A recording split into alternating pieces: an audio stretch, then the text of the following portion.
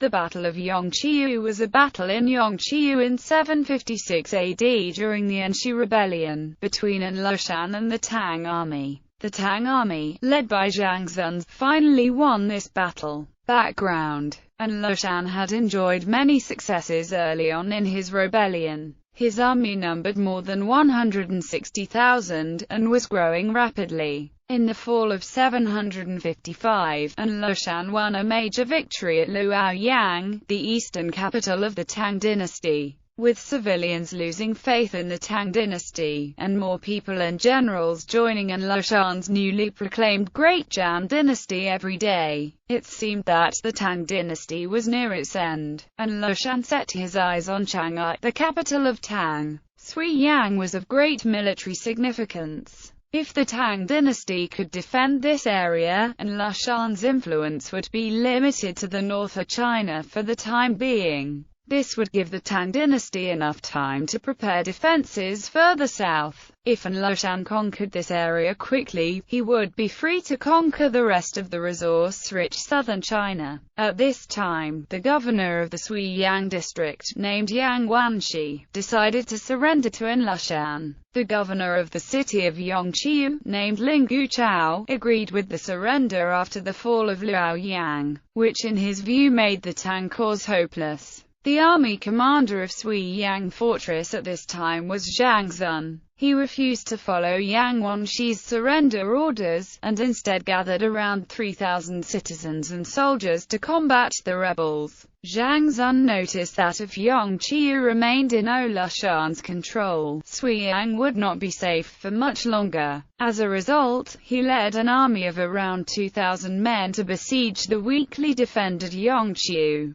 At this time, Yōngqiū had imprisoned a few hundred loyal Tang soldiers within the fortress. To Zhang Zun's luck, these prisoners were able to escape, and caused massive chaos within the fortress. Zhang Zun took this opportunity to besiege the fortress. Yōngqiū fell to Zhang Zun very quickly, and Yōngqiū escaped. In February, Yōngqiū led 15,000 rebels back to Yōngqiū, to try to take back the fortress. Zhang Zun, however, left no weakness in his defense, with around 3,000 men. At the end of this first encounter, Yōngqiū had lost more than 10,000 men, and he was forced to retreat. In March, Yōngqiū returned to besiege Yōngqiū, with 40,000 rebels that he borrowed from An Lushan. Only about 2,000 Tang soldiers were still capable of defending Yōngqiū. Process: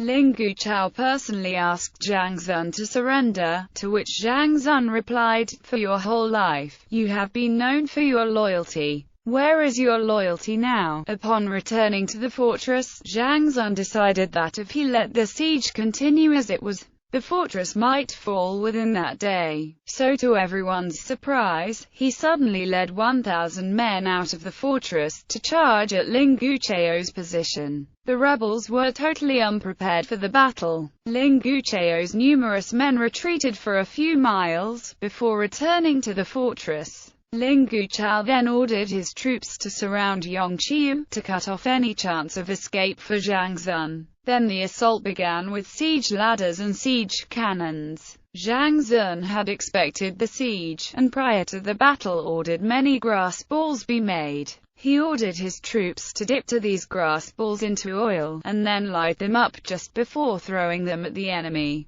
As the siege ladders burned, many of Yōngqiū's men burned or fell to their deaths. The situation seemed so hopeless that many rebels refused to climb the ladders. Yōngqiū decided that a direct assault could not win the battle, and hence he ordered his troops to simply surround Yōngqiū until Zhang Zun ran out of food supplies. Zhang Zun, however, had other plans in mind. He ordered his troops to play war drums during nighttime, which forced the rebels to prepare for battle. But the fortress gates remained closed, and no Tang troops appeared. After this was repeated many times, the rebels eventually grew tired and ignored the war drums. Zhang Zun then personally led many night ambushes against the rebels, by sneaking down the fortress walls. and escaping with his men just before being overwhelmed. These successful night ambushes greatly weakened the morale of Ling Guqiu's men, as they had to sleep with constant fear, or did not sleep at all. These random night ambushes killed about 5,000 rebels. Ling Guqiu then resumed the attacks, but with little success.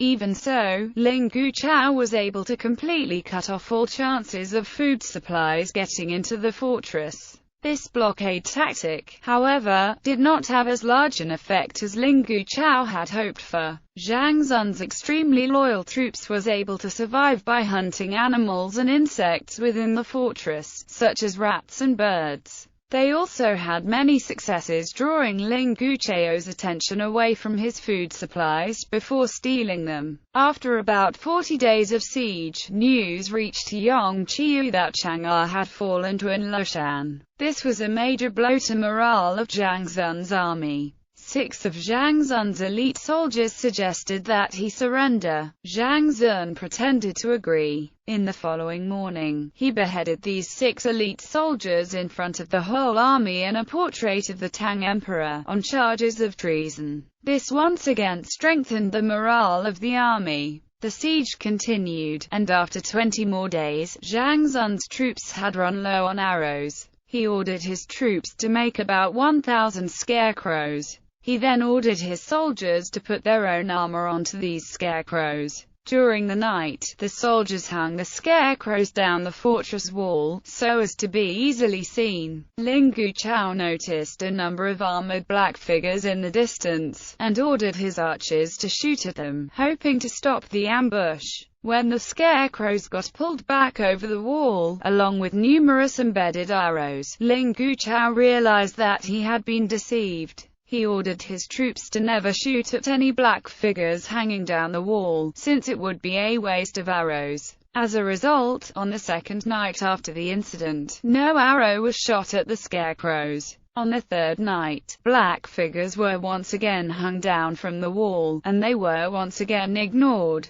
This time the black figures, however, were not scarecrows. They were 500 of Zhang Zun's best men. They began the most damaging ambush of the siege. Many rebels were killed during their sleep. An estimated 10,000 men either were killed or deserted. The remaining force of about 20,000 men fled for about 10 miles before reorganizing. Ling Guqiu refused to retreat, and returned to Yōngqiū to continue the siege. Zhang Zun was running low on lumber. He made Ling Guqiu an offer. If Ling Guqiu would move back 30 miles, and allow Zhang Zun and his men to escape, the fortress would be his. The battle-worn Ling Guqiu immediately accepted. He moved his troops and supplies back 30 miles, but he did not remove the wooden huts and tents. Zhang Zun immediately ordered his troops to tear down the huts and tents, and bring the lumber back into the fortress.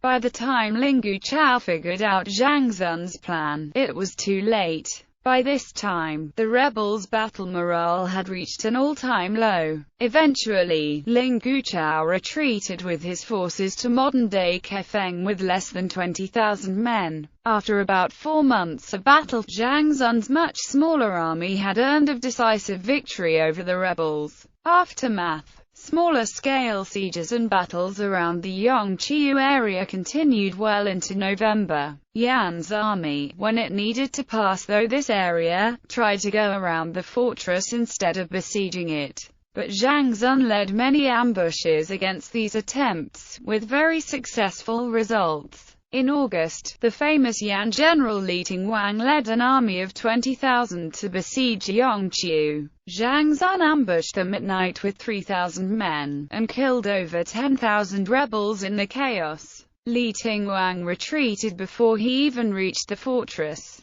In both October and November, Ling Guqiu led 2 separate sieges of 10,000 men each, and both ended in failure. By now, Zhang Zun had become famous for successfully defending against sieges despite seemingly overwhelming odds. Yan's army shifted their tactics. In December, Ling Guqiu built a fortress north of Yōngqiū to cut off Yōngqiū's last supply route. At the same time, another betrayer of Tang named Zhang Chaozhong led 20,000 rebels to the east of Yongqiu, to cut off Zhang Zun's retreat route. Zhang Zun decided that he could no longer stay in Yongqiu. He led his remaining 3,000 soldiers to the east, and broke through Yang Chaozhong's blockade, killing about 10,000 rebels in the process. Zhang Zun then rested his troops in Ningguling for the next few weeks. After 1 year of battle, in January 757 AD, An Lushan was killed by his own son An Qingshu.